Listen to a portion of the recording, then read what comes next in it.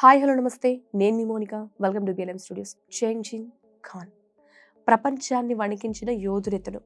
అయితే భారత్ నుండి అసలు ఆయన ఎందుకు వెళ్ళిపోయాడు అనేది ఇక్కడ ప్రశ్న. నిజంగా వెళ్ళిపోయాడట. ఫస్ట్ చూద్దాం. నల్ల సముద్రం నుంచి పసిఫిక్ మహాసముద్రం వరకు 1,20,00,000 చదరపు మైళ్ళ సువిశాల సామ్రాజ్యం.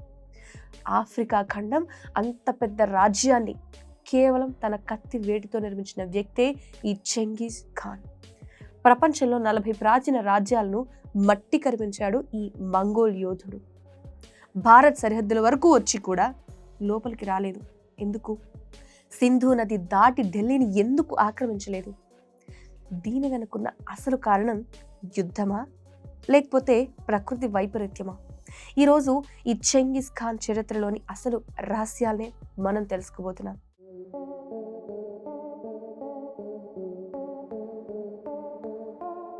పుట్టుక ఒక మహా విజేత సూచన. 1162వ సంవత్సరం అది. మంగోలియాలో ఒక సంచార జాతిలో టెముజిన్ జన్మించాడు.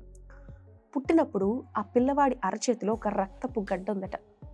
అది భవిష్యత్తులో అతను ఒక మహా విజేత అవుతాడు అనడానికి దైవ సంకేతం అని అప్పట్లో నమ్మేవాళ్ళు. కానీ అతని బాల్యం పూలబాట కాదు. పేదరికం, అవమానం, తండ్రిని కోల్పోవడం, 13 ఏళ్లకే తన సవతి సోదరుణ్ణి చంపేసేంత క్రూరత్వం అతనిలో అప్పుడే మొదలైపోయాయి. అయితే అదే క్రూరత్వం అతన్ని ప్రపంచ విజేతగా మార్చేసింది. సామ్రాజ్య విస్తరణ అలెగ్జాండర్ కంటే గొప్పవాడైతను అని మనం అనుకోవచ్చు. చెంగిస్ ఖాన్ నిర్మించిన సామ్రాజ్యం ముందు రోమన్ సామ్రాజ్యం కూడా చాలా చిన్నదనే చెప్పాలి. ఆయన సైన్యం ఆస్ట్రియా నుంచి జపాన్ వరకు విస్తరించి ఉంది. అలెగ్జాండర్ ది గ్రేట్ లేకపోతే నెపోలియన్ అలాగా ఇతనికి వారసత్వ సైన్యం అయితే లేదు. తనంతట తానుగా యుద్ధ వ్యూహాలని రూపొందించుకున్న వ్యక్తి ఇతను. ఈ చెంగిస్ ఖాన్ చదవటం, రాయటం నేర్చుకోలేదు.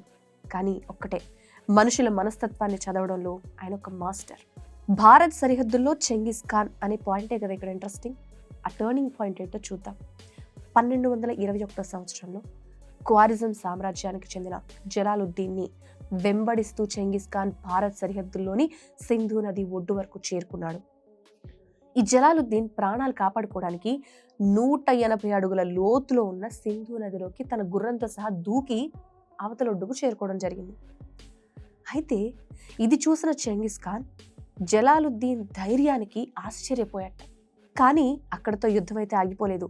ఈ చెంగిస్ ఖాన్ ఢిల్లీ వైపు వెళ్లే అవకాశం ఉన్నా కూడా హఠాత్తుగా అతను వెనక్కి మంగోలియా వైపు వెళ్ళిపోయాడు. ఎందుకు? ఇదే అసలు ప్రశ్న.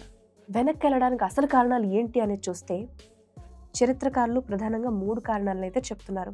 అందులో మొదటిది భారత్లో వేడి ఎక్కువగా ఉండడం అని, హీట్. మంగోలియాలో మంచు ప్రాంతాల్లో పెరిగిన చెంగిస్ ఖాన్ అతని సైన్యానికి భారత్లో ఉన్న వేడి అస్సలు పడలేదట. గుర్రాలు, అక్కడున్న సైనికులు వాళ్ళంతా హెల్త్ ప్రాబ్లం, వ్యాధుల బారిన పడ్డారట. అసలు గుర్రాలకు మేతే దొరకలేదట. మంగోల్ సైన్యానికి లక్షలాది గుర్రాలు ఉన్నాయంట. సింధు ప్రాంతంలో వాటర్ అయితే కనిపిస్తుంది, కానీ అంత పెద్ద మొత్తం సైన్యానికి సరిపడే ఫుడ్ లభించలేదు. మేతే ముఖ్యంగా వాటికి.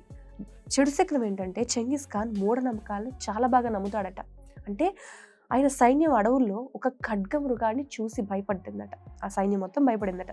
అయితే దాన్ని ఒక హెచ్చరికగా భావించి ఆయన వెనక్కి వెళ్ళిపోయాట. ఈ చెంగిస్ ఖాన్ వ్యక్తిత్వంలో కొన్ని డార్క్ పాయింట్స్ కూడా ఉన్నాయి. చీకటి కొనాలు అంటారు కదా. ఆయన కేవలం యోధుడు మాత్రమే కాదు, క్రూరమైన పాలకుడుగా ఉన్న అతను. ఎప్పుడైతే ఒక నగరాన్ని ఆక్రమించేస్తాడో ఆ తర్వాత శారీరక బలం ఉన్న యువకులను తప్ప మిగతా అందరినీ చంపేసేంత క్రూరత్ముడు. ఆయన పద్ధతి అది.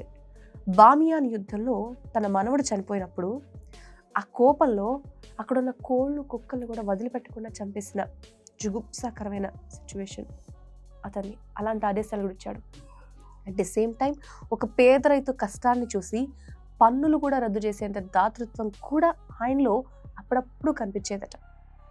ఫైనల్గా అసలు చెంగిస్ ఖాన్ అనే వ్యక్తి గురించి మనం మాట్లాడుకున్నప్పుడు 1227లో మరణశయ్య మీద ఉన్నప్పుడు చెంగిస్ ఖాన్ తన కొడుకుల్ని పిలిచి ఒక్క మాట చెప్పారు. మీరందరూ ఐక్యంగా ఉంటేనే ఈ సామ్రాజ్యం నిలుస్తుంది. మీలో మీరు పోరాడితే ఇది మీ చేతుల్లో నుండి జారిపోతుంది. మీలో మీరు కొట్టుకు చావకండి. చరిత్రలో చెంగిస్ ఖాన్ ఒక క్రూరుడిగా మిగిలిపోయినప్పటికీ అతను నిర్మించిన వ్యవస్థలు, కమ్యూనికేషన్ నెట్వర్క్ ప్రపంచ వాణిజ్యం మొత్తాన్ని మార్చేశాయి అని అంటారు. మరి మీరెంతవరకు విన్నదాని ప్రకారం ఈ చెంగిస్ ఖాన్ ఒక విజేత, లేకపోతే క్రూరమైన హంతకుడా, లేదా ఏమనుకుంటున్నారు? కామెంట్ రూపంలో తెలియజేయండి. ఈ వీడియో నచ్చిందా? అయితే లైక్ చేయండి, షేర్ చేయండి.